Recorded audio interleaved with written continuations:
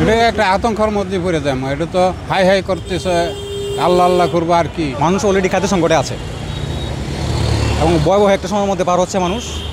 সামনে আরও খারাপ হবে এবং এইরকম সংবাদ মানুষকে আরও চিন্তার মধ্যে আছে আর কি মানুষ। জাতিসংঘের এক জরিপ বলছে আগামী ডিসেম্বর নাগাদ বাংলাদেশের 1.5 কোটি মানুষ পড়তে পারে খাদ্য সংকটে। এমন অবস্থায় বাংলাদেশের সাধারণ মানুষের এই বিষয়ে ভাবনা কি, প্রতিক্রিয়া কি, সেটি আজকে জানবার চেষ্টা করব কালের কণ্ঠের বিশেষ আয়োজন জনতার কণ্ঠে। আপনাদের সঙ্গে যুক্ত রয়েছি আমি Abdullah Zubair.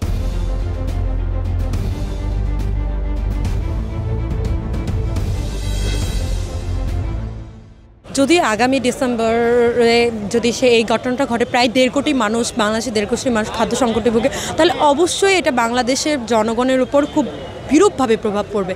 First of all economically যে প্রভাবটা পড়বে সেটা হলো বহির্বিশ্ব থেকে আমদানি করতে হবে। আমদানি করলে সেখানে ইকোনমিকলি মুদ্রাস্ফীতি ঘটবে, দ্রব্যমূল্যের দাম বেড়ে যাবে, টাকার মূল্য কমে যাবে। সে জায়গায় আরেকটা প্রভাব পড়বে, অনেকে খাদ্য সংকট করলে বাংলাদেশে অনেক আছে নিম্ন শ্রেণী, নিম্নবিত্ত মানুষ বসবাস করে, তাদের খাদ্যের খুব প্রচণ্ড পরিমাণে ঘাটতি দেখা দেবে।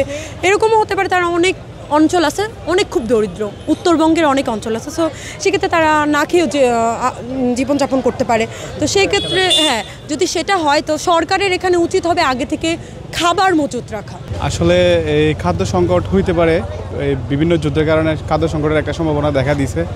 আর বাংলাদেশ যেহেতু একটা উর্বর জায়গা, এই খাদ্য সংকট কাটানোর জন্য আমরা সবচাইতে ভালোভাবে মোকাবেলা করতে পারি সেটা হচ্ছে যদি আমরা কৃষিকাজের দিকে একটু নজর দিই।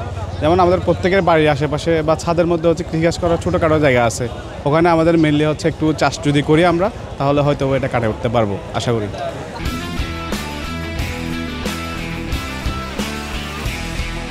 মানুষ অলরেডি খাদ্য সংকটে আছে এবং ভয়াবহ একটা সময়ের মধ্যে পার হচ্ছে মানুষ। সামনে আরও খারাপ হবে এবং এইরকম সংবাদ মানুষকে আরও চিন্তার মধ্যে আছে আর কি মানুষ। বর্তমান সরকারের আসলে কিছু একটা করা উচিত যেন খাদ্য সংকট না হয়। এটা একটা আতঙ্কের মধ্যে পড়ে যায়। এটা তো হাই হাই করতেছে। উপদেষ্টারা আছে খবর লোক দেশের, এরা উপদেষ্টা হয়েছে কে লেগেছে, অন্যের চিন্তা করাম কি, অন্যরা চিন্তা করার সময় নাই।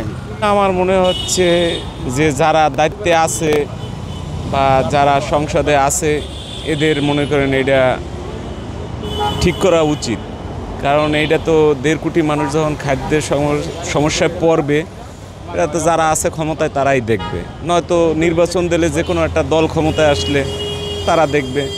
আমরা তো মনে করেন ভালো নাই, আগেই ভালো ছিলাম, এতে আমি কোনো দলের কথাও বলি না আর কোনো রাজনীতিবিদের কথা বলি না যে আমরা কষ্টে আছি, মানে আমরা চলাফেরা সংসার নিয়ে ফ্যামিলি নিয়ে চলতে পারি না, এইটাই কষ্টে আছি, এইটাই আর কি বলতেছি।